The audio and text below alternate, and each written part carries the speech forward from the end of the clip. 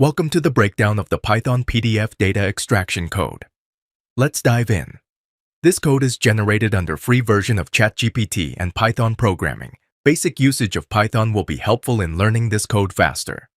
First, we import the necessary libraries, PDF Plumber for PDF manipulation, and document from Python docx for creating Word documents. Next, we define the extract_information function.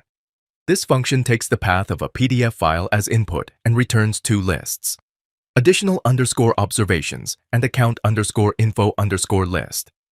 Within the function, we open the PDF file using PDF Plumber and iterate through each page to extract text data. On each page, we locate account no and account name information and append them to the account underscore info underscore list.